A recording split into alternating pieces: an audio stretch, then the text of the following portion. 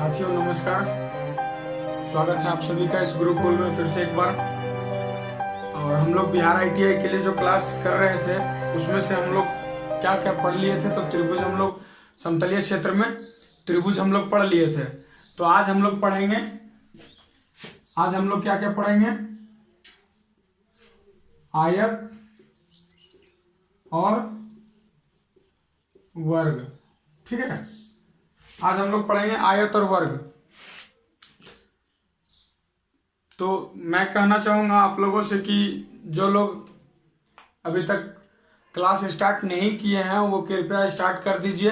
ये class regular चल रहा है, ठीक है। इस क्लास को मिस नहीं कीजिएगा एक भी दिन। और जो लोग इस क्लास को वीडियो के माध्यम से यूट्यूब पे क्लास कर रहे होंगे वो कृपया इस चैनल को जरूर सब्सक्राइब कीजिएगा और अपने दोस्तों में जरूर शेयर कीजिएगा ताकि उनको भी कुछ बेनिफिट मिल सके। ठीक है, तो हम लोग सबसे पहले चर्चा करते हैं आयत की। सबसे पहले हम लोग चर्चा करते हैं आयत की। ठीक है, आयत कहते किसे हैं, आयत कहते किसे हैं, आयत किसे कहते हैं। तो चार भुजाओं से घिरा हुआ क्षेत्र। ठीक है, चार भुजाओं से घिरा हुआ क्षेत्र।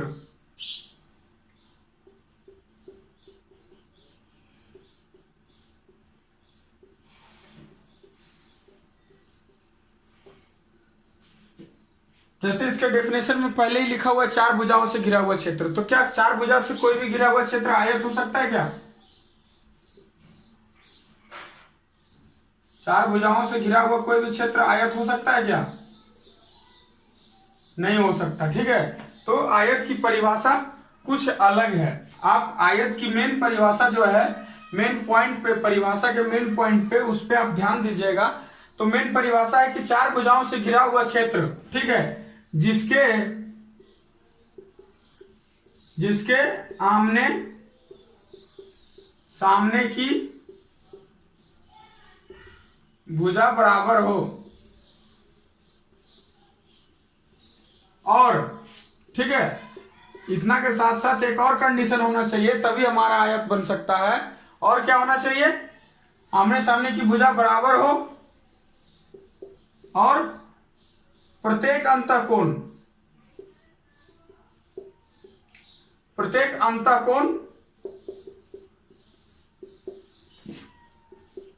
अंतःकोण की बात हो रही है। ठीक है, अंत मतलब अंदर, प्रत्येक अंतःकोण 90 डिग्री हो, ठीक है, तभी हमारा आयत बन सकता है। तो देख लीजिए परिभाषा के अनुसार चार भुजाओं से घिरा हुआ क्षेत्र जिसके आमने सामने की भुजा बराबर है और प्रत्येक कोण 90 डिग्री है, ठीक है, तभी ये आयत बन सकता है। अदरवाइज ये आयत कभी नहीं हो पाएगा। ठीक है, आमने सामने की भुजा बराबर होगी और अगर प्रत्येक कोण अंतःकोण यानी अंदर वाली कोण, प्रत्येक कोण अगर 90 डिग्री नहीं हो रहा है तो भी हमारा आयत नहीं बन सकता है। ठीक है, और अगर प्रत्येक कोण 90 डिग्री हो लेकिन आमने सामने की भुजा बराबर नहीं है तब भी हमारा आयत नहीं हो सकता है।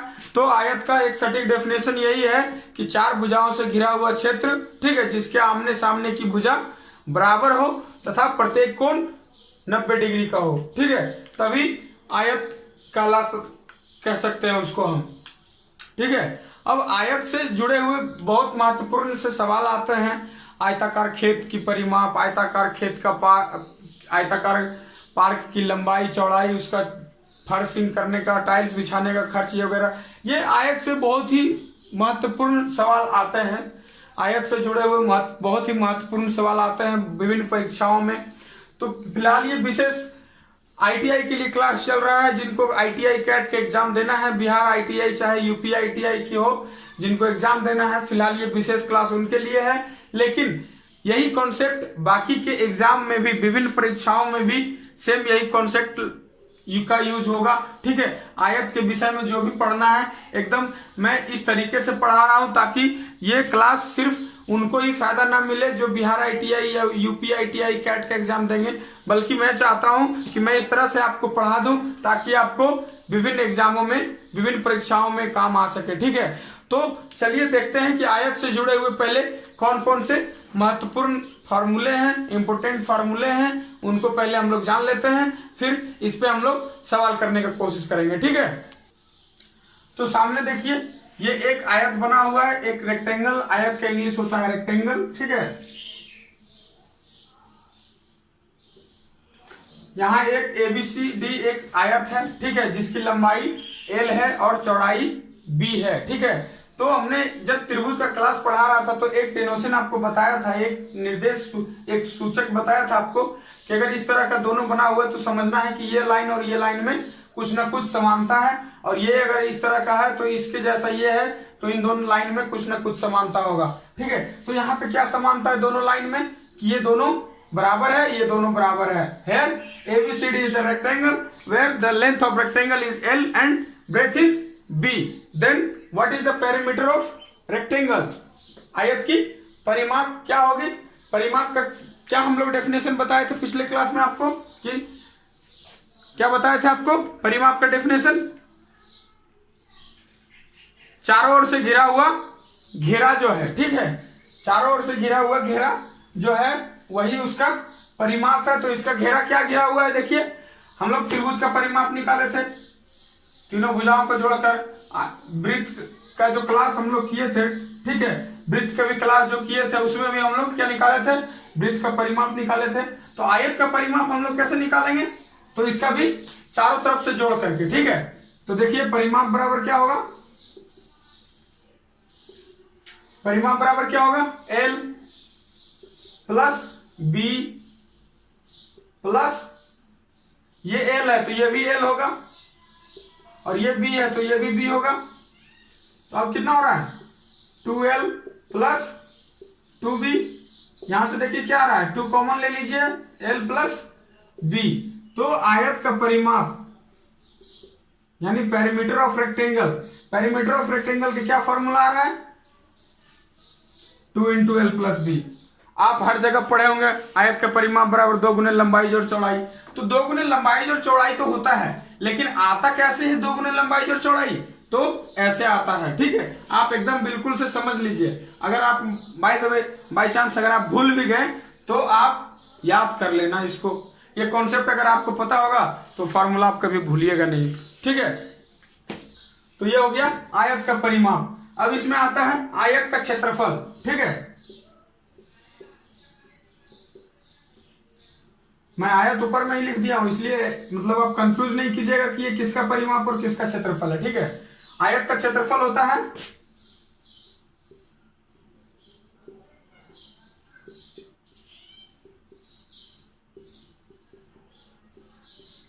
लंबाई गुने चौड़ाई।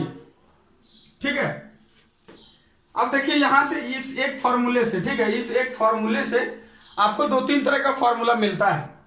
ठीक है, क्षेत्रफल, अगर मान लीजिए क्षेत्रफल दिया हुआ और लंबाई पूछना है तो एक साधारण समीकरण है ये। ठीक है, लंबाई पूछ रहा हो, क्षेत्रफल दिया हुआ है, चौड़ाई दिया हुआ है, लंबाई पूछ रहा हो, तो क्या हो जाएगा? यहां से लंबाई बराबर क्षेत्रफल बटे चौड़ाई, और अगर चौड़ाई पूछे तो क्षेत्रफल बटे लंबाई हो जाएगा। आप इसमें देखिए साधारण सा समीकरण है, इसलिए आप इसमें कंफ्यूज मत होइएगा। ठीक है, अब चलिए एक और बहुत महत्वपूर्ण चीज आता है इसमें, आयत का विकर्ण। ठीक है, बहुत महत्वपूर्ण चीज आता है इसमें, आयत का विकर्ण। विकर्ण पिछले त्रिभुज वाली क्लास में मैंने आपको बताया था कि पाइथागोरस थ्योरम, ठीक है, पाइथागोरस थ्योरम का मैंने चर्चा किया था, पाइथागोरस थ्योरम का मैंने चर्चा किया था पिछले क्लास में। ठीक है, तो पाइथागोरस थ्योरम में क्या बताया था आपको? कर्ण स्क्वायर बराबर क्या होता है? लंब स्क्वायर जोड़ आधार स्क्वायर। ठीक है, ये आपको मैंने पाइथागोरस थ्योरम में जब त्रिभुज की क्लास में आपको पढ़ा रहा था तो ये चीज मैं आपको ऑलरेडी बता चुका हूं। ठीक है, तो मैं इधर लिखता हूं फिर से। तो अब देखिए ये विकर्ण ही है, कर्ण और विकर्ण, ये विकर्ण एक मान लीजिए ये BCD एक त्रिभुज है, तो क्या BD एक क्या इसका होगा, कर्ण होगा, और यही BD क्या है, आयत का विकर्ण है, यही BD आयत का विकर्ण है कि नहीं। तो विकर्ण का फॉर्मूला यहां से क्या निकल के आ रहा है, लंब स्क्वायर, यानी कि लंबाई स्क्वायर प्लस आधार स्क्वायर, यानी क्या है, ये चौड़ाई है, यहाँ पे चौड़ाई स्क्वायर, और ये विकर्ण है, यहाँ विकर्ण स्क्वायर नहीं है, तो स्क्वायर जब हटता है तो क्या होगा, इधर रूट में आ जाएगा। ठीक है, तो आयत का विकर्ण बराबर क्या फॉर्मूला निकल के आ रहा है हमारा, अंडर रूट लंबाई स्क्वायर प्लस चौड़ाई स्क्वायर, ये भी हो गया। और आपको क्या करना है, और भी बहुत सारे इसमें जो इंपॉर्टेंट चीज आपको मैंने बताया कि अगर क्षेत्रफल दिया हुआ हो तो लंबाई कैसे निकालेंगे, चौड़ाई कैसे निकालेंगे, परिमिति दिया हो तो कैसे निकालेंगे, आपका आयत का विकर्ण भी हो गया। ठीक है, ये रहे आयत के महत्वपूर्ण फॉर्मूले और आयत का विश्लेषण। ठीक है, मैंने आपको परिभाषा भी बताया, फॉर्मूला भी बता दिया। अब इन 4-5 फॉर्मूले के अलावा और किसी भी फॉर्मूले को यूज करके आपको क्वेश्चन नहीं आना है। ठीक है, ये इतना ही फॉर्मूले का यूज करके आपको क्वेश्चन आता है बिहार ITI चाहे UP ITI में, आप इतना पढ़ लीजिएगा, काफी हो जाएगा आपके लिए। और चलिए हम इसी के साथ वर्ग भी पढ़ लेते हैं, उसके बाद हम लोग क्वेश्चन करेंगे। ठीक है, वर्ग पढ़ने के बाद हम लोग आयत और वर्ग से संबंधित जितने भी प्रश्न होंगे उनको हम लोग बनाने का प्रयास करेंगे। तो चलिए हम लोग देखते हैं वर्ग, square. Let us first we consider a square. Okay.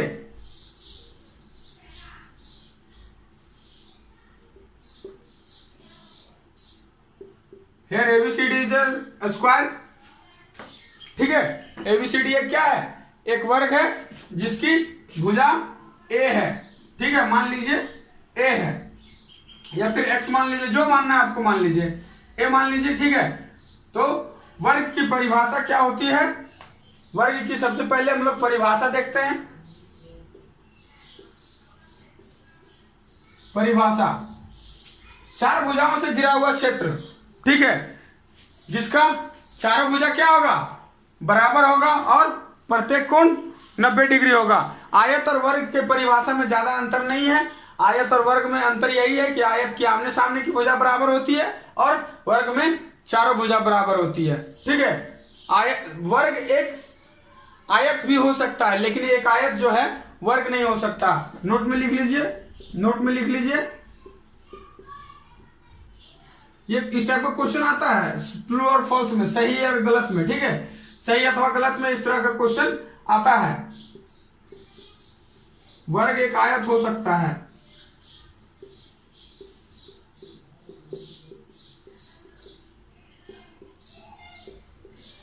लेकिन आयत कभी वर्ग नहीं हो सकता। ठीक है, आयत कभी वर्ग नहीं हो सकता। आयत की परिभाषा क्या है, आमने सामने की भुजा बराबर। ठीक है, तो इसकी भी तो आमने सामने की भुजा बराबर है।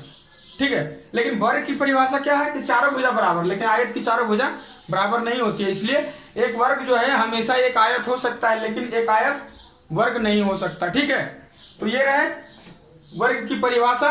अब चलिए हम लोग वर्ग का जितने भी संबंधित फॉर्मूले हैं, वर्ग से संबंधित जितने भी सूत्र हैं महत्वपूर्ण, उनको हम लोग देखते हैं। तो वर्ग का क्षेत्रफल, सबसे पहले देखिए क्षेत्रफल, एरिया ऑफ स्क्वायर। ठीक है, तो है भुजा स्क्वायर। ठीक है, तो भुजा स्क्वायर, या फिर भुजा कितना इसका है, ए, तो ए स्क्वायर हो जाएगा। ठीक है। अब परिमाप,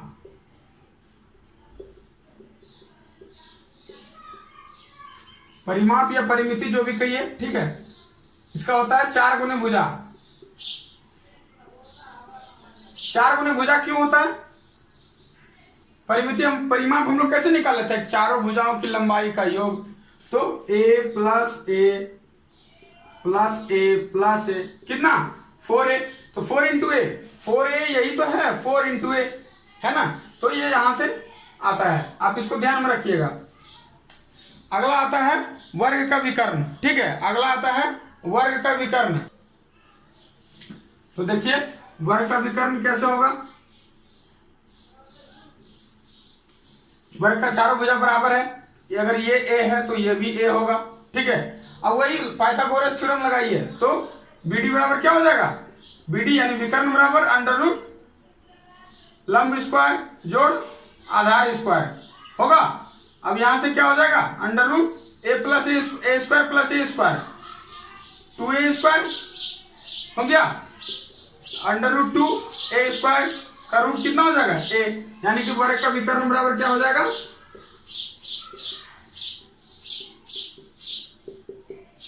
√2a या फिर √2 गुने भुजा बोल सकते हैं इसको, ठीक है।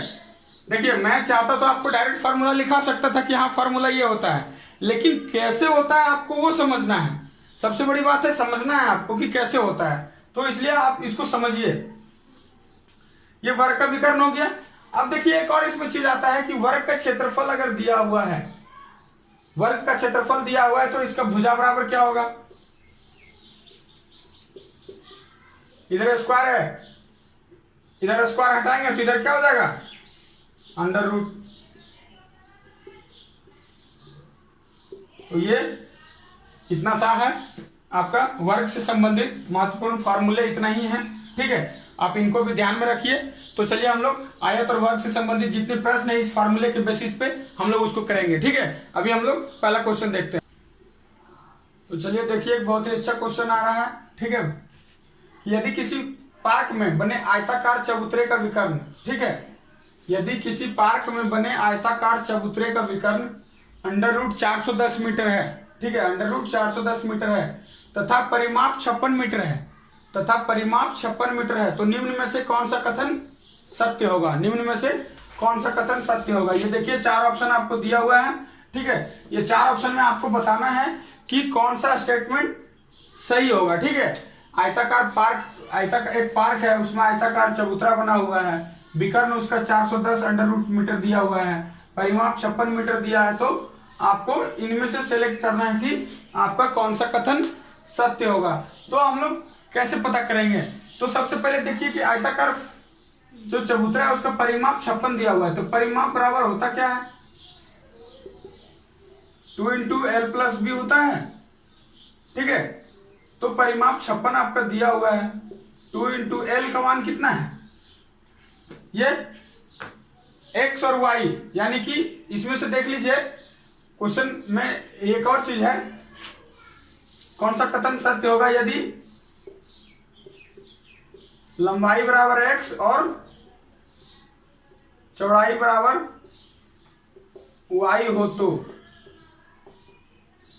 ठीक है। ये पूरा क्वेश्चन है, यदि लंबाई बराबर x और चौड़ाई बराबर y हो तो, ठीक है। तो देख लीजिए लंबाई क्या है? x है और चौड़ाई y है, तो x प्लस y यहां से क्या निकल के आ रहा है? 28। मान लीजिए इसको इक्वेशन 1, ठीक है। ये x प्लस y यहां से 28 निकल के आ रहा है, ठीक है, x प्लस y। और एक चीज और देखिए कि और क्या दिया हुआ है? विकर्ण दिया हुआ है। तो आयताकार, आयत का भी विकर्ण हम लोग थोड़ा देर पहले पढ़े थे। आयत का विकर्ण बराबर क्या पढ़े थे?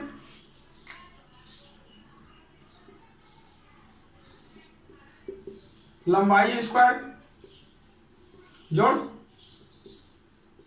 चौड़ाई स्क्वायर अंडर रूट, ठीक है। तो विकर्ण हमारा 410 दिया हुआ है अंडर रूट में, तो अंडर रूट लंबाई, लंबाई कितना दिया हुआ है? X square plus Y square हो गया। रूट से रूट कैंसिल, यहां से क्या निकल के आ रहा है? X square plus y square बराबर 410, ये इक्वेशन 2। देखिए आप दोनों इक्वेशन को सॉल्व कीजिएगा तब भी आपका आंसर आएगा, लेकिन आपको वहां समय बचाना है, आपको वहां समय बचाना है। तो अब आप सीधा क्या कीजिएगा, ऑप्शन के थ्रू चले जाइएगा। ठीक है, अब अगला प्रयास कीजिएगा कि ऑप्शन के थ्रू आप बनाने का प्रयास कीजिएगा। ऑप्शन को डायरेक्ट देखना है और मिला करके देखना है कि कौन सा ऑप्शन से हमारा ये इक्वेशन और ये इक्वेशन सेटिस्फाई हो सकता है। तो देखिए इक्वेशन फर्स्ट हम लोग चेक करते हैं, x बराबर 15, तो 15 गुना 15 का स्क्वायर 225 प्लस 13 का स्क्वायर कितना होता है 169, इसको ऐड करेंगे तो 954, ये 4 आ रहा है। यूनिट डिजिट देखिए 4 है यहाँ, जबकि यूनिट डिजिट हमारा 0 है, यानी कि फर्स्ट ऑप्शन नहीं होगा। सेकंड ऑप्शन को देखिए, ठीक है, सेकंड ऑप्शन देखिए 17 का स्क्वायर कितना होता है 289 प्लस 11 का स्क्वायर 121, देखिए इसका क्या होता है 910, ये आ सकता है क्योंकि हमारा 0 है। तो और मिला लेते हैं 8 प्लस 2 10, 10 1 11, अभी भी 1 है, ठीक है, 2 1 3 और 4, ये 410 आ रहा है, यानी कि ऑप्शन 2 करेक्ट है।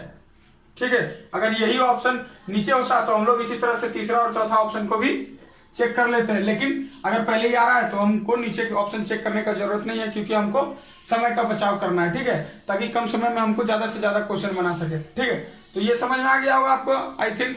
तो चलिए हम लोग अगला क्वेश्चन देखते हैं किस तरह का क्वेश्चन आता है। चलिए देखिए, एक बहुत ही शानदार कॉन्सेप्चुअल क्वेश्चन है। ठीक है, एकदम बिल्कुल, जब कॉन्सेप्ट अगर क्लियर नहीं होगा तो इस तरह का क्वेश्चन आपसे बिल्कुल नहीं बनने वाला है। आपका कॉन्सेप्ट क्लियर होगा तभी आपका ये क्वेश्चन सही होगा। और ऑप्शन में देखिए कितना मतलब तरीके से दिया हुआ है कि आप एकदम बिल्कुल कंफ्यूज कर जाएं। 3:1, 1:3, 1:4, 4:1। ऑप्शन भी आपको इस तरह से दिए हुए हैं कि आप अगर थोड़ा सा भी मिस्टेक कीजिएगा आपका आंसर गलत हो जाएगा। ठीक है, तो चलिए क्वेश्चन पे ध्यान दीजिए। क्वेश्चन क्या कर रहा है कि यदि किसी वर्ग की भुजा, ठीक है, यदि किसी वर्ग की भुजा दुगनी कर दी जाए, यदि किसी वर्ग की भुजा दुगनी कर दी जाए तो परिणामी वर्ग, परिणामी का मतलब क्या हुआ, यानी जो वर्ग हमको प्राप्त हुआ है भुजा को दुगना करने के बाद जो वर्ग हमें प्राप्त हुआ वो क्या है, परिणामी वर्ग है। तो परिणामी वर्ग और दिए हुए वर्ग के क्षेत्रफल का अनुपात क्या होगा। ठीक है, परिणामी वर्ग और दिए हुए वर्ग के क्षेत्रफल का अनुपात क्या होगा यदि वर्ग की भुजा को दुगनी कर दी गई है तो। ठीक है, तो चलिए हम लोग देखते हैं कि ये कैसे बनेगा। ठीक है, वर्ग माना, ठीक है, वर्ग की भुजा को दुगनी की गई है तो हम लोग पहले दिए हुए वर्ग का भुजा मान लेते हैं। माना दिए हुए वर्ग की भुजा बराबर x मीटर मान लीजिए। ठीक है, तो दिए हुए वर्ग का क्षेत्रफल कितना हो जाएगा, क्षेत्रफल कितना हो जाएगा एक्स स्क्वायर, भुजा स्क्वायर होता है, वर्ग का क्षेत्रफल भुजा स्क्वायर होता है, तो एक्स स्क्वायर वर्ग मीटर हो जाएगा। ये निकल क्या गया क्षेत्रफल।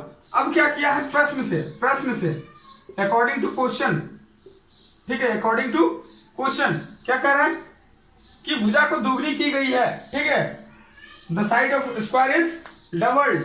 ठीक है, तो दुगनी की गई है तो यानी कि अब भुजा कितनी हो गई, अब की भुजा यानी परिणामी वर्ग। ठीक है, लिखिए परिणामी वर्ग, परिणामी वर्ग की भुजा कितनी हो गई 2x मीटर हो गई, दुगनी की गई है तो 2x मीटर। अब इसका क्षेत्रफल कितना हो जाएगा, अब इसका क्षेत्रफल कितना होगा, देखिए क्षेत्रफल कितना हो जाएगा 4x स्क्वायर वर्ग मीटर होगा। इसका स्क्वायर करेंगे ना 2x का है, भुजा हमारा 2x है तो इसका स्क्वायर तो 4x स्क्वायर वर्ग मीटर। अब क्या कह रहा है परिणामी वर्ग। ठीक है, यहां ध्यान दीजिए, परिणामी वर्ग और दिए हुए वर्ग के क्षेत्रफल का अनुपात। ठीक है, परिणामी वर्ग और दिए हुए वर्ग के क्षेत्रफल का अनुपात। तो परिणामी वर्ग का क्षेत्रफल कितना है 4x स्क्वायर और दिए हुए वर्ग का क्षेत्रफल x स्क्वायर कितना आ रहा है 4/1, यानी 4:1। यही अगर आप थोड़ा सा ध्यान नहीं देंगे आप क्या करेंगे x स्क्वायर बटे 4x स्क्वायर कर देंगे, 1/4 आएगा आपका 1:4, ऑप्शन मार दीजिएगा, लेकिन ये आपका गलत हो जाएगा ऑप्शन, जबकि ये सही हो रहा है। हाँ ठीक है, आपका ऑप्शन ये सही हो रहा है, लेकिन आप क्या किए, थोड़ा सा मिस्टेक के कारण 4:1 को 1:4 लिख दिए, आपका सारा का सारा मामला गड़बड़ हो गया। ठीक है, तो ये ध्यान देने की है। और क्वेश्चन क्या कह रहा है, क्वेश्चन को लाइन बाय लाइन पढ़िएगा, आपका आधा प्रॉब्लम सॉल्व हो जाएगा। क्वेश्चन को अगर लाइन बाय लाइन नहीं पढ़िएगा, आपका प्रॉब्लम ही बन के रह जाएगा। ठीक है, इसलिए क्वेश्चन को ध्यान से पढ़िए, स्टेप बाय स्टेप पढ़िए, और जैसे जैसे स्टेप बाय स्टेप क्वेश्चन बढ़ता जाता है, स्टेप बाय स्टेप आप सॉल्यूशन करते जाइए, आपका आंसर बिल्कुल सही आएगा। गलत होने के चांसेस 0% होंगे आपके। तो देखिए इसमें कौन सा ट्रिक हम लोग अप्लाई करेंगे। आप एक चीज ध्यान दे रहे होंगे, ये दुगना किया गया है, भुजा को दुगनी की गई है, अनुपात 4 आ रहा है। ठीक है, तो यही हमारा ट्रिक है कि अगर भुजा को दुगनी कर दी जाए तो अनुपात 4:1 हो जाएगा, और अगर भुजा को 4 गुनी कर दी जाए तो अनुपात क्षेत्रफल का 16:1 यानी 16:1 हो जाएगा। ठीक है, अगर ये 3 गुना करते हैं तो ये 9:1 हो जाएगा। आप ये चीज ध्यान दीजिएगा, यही ट्रिक इसका यही है। ठीक है, कि अगर ये दुगनी करेंगे तो ये 4, ये 3 करेंगे तो ये 9, ये 4 करेंगे तो ये 16। ठीक है, आपको यही ध्यान देना है। कभी कभी आपको क्वेश्चन में यह भी पूछा जा सकता है कि दिए हुए वर्ग के क्षेत्रफल और परिणामी वर्ग के क्षेत्रफल का अनुपात, यानी कि उल्टा कर देगा तो अनुपात भी हमारा क्या होगा, उल्टा हो जाएगा, अनुपात भी हमारा उल्टा हो जाएगा। तो यहाँ क्वेश्चन ध्यान दीजिएगा हमेशा, आपके क्वेश्चन में क्या पूछा जा रहा है, क्वेश्चन में क्या बोला जा रहा है। ठीक है, क्वेश्चन को ध्यान दीजिएगा, कभी आपका आंसर गलत नहीं होगा। तो चलिए एक नेक्स्ट क्वेश्चन देखते हैं इसी टाइप का। देखिए एक और क्वेश्चन। ठीक है, ये एक कमरा है। ठीक है, एक कमरा है, 15 मीटर लंबा और 12 मीटर चौड़ा है। ठीक है, एक कमरा 15 मीटर लंबा और 12 मीटर चौड़ा है। इसके फर्श पर, ठीक है, इसके फर्श पर 3 मीटर भुजा के वर्गाकार टाइल्स, ठीक है, लगाने हैं। तो पूछा जा रहा है कि कितने लगेंगे। ठीक है, टाइल्स, जैसे देखिए मान लीजिए कि एक कमरा है। ठीक है, इसका फर्श है 15 मीटर लंबा है, 12 मीटर चौड़ा है। अब इसमें 3 मीटर वर्गाकार के, ठीक है, 3 मीटर भुजा के वर्गाकार टाइल्स लगाने हैं। तो पूछा जा रहा है कि टोटल कितने टाइल्स लगेंगे। ठीक है, इस टाइप से टाइल्स बिछेगा तो पूछा जा रहा है कि टोटल कितने टाइल्स लगेंगे। तो देखिए क्या कैसे बनेगा, इसको ढकना है, यानी कि क्या करना है, अगर घेरना है तो परिमिति, और इसको ढकना है तो हमेशा क्षेत्रफल का कॉन्सेप्ट लगाना है। ठीक है, हमेशा क्षेत्रफल का कॉन्सेप्ट लगाना है। तो क्षेत्रफल का कॉन्सेप्ट लगाइए, तो फर्श का क्षेत्रफल कितना हो जाएगा, फर्श का क्षेत्रफल, ये लंबा और चौड़ा आयताकार आपको दिख रहा है। ठीक है, तो ये लंबा और चौड़ा है, आयताकार है, तो इसका क्षेत्रफल 180 मीटर स्क्वायर हो गया। अब इसको ढकना है। ठीक है, एक छोटा छोटा क्षेत्रफल से इसको ढकना है, तो उसका भी क्षेत्रफल ही निकलेगा। टाइल्स का क्षेत्रफल क्या होगा, वर्गाकार है। ठीक है, वर्गाकार है, तो टाइल्स का क्षेत्रफल क्या हो जाएगा, 3 स्क्वायर यानी 9 मीटर स्क्वायर। ठीक है, अब टाइल्स की संख्या,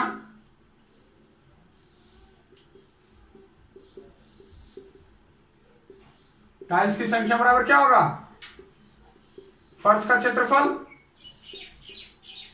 बटे टाइल्स का क्षेत्रफल होगा। तो फर्श का क्षेत्रफल 180 बटे 9 यानी कि 20 टाइल्स लगेगा टोटल।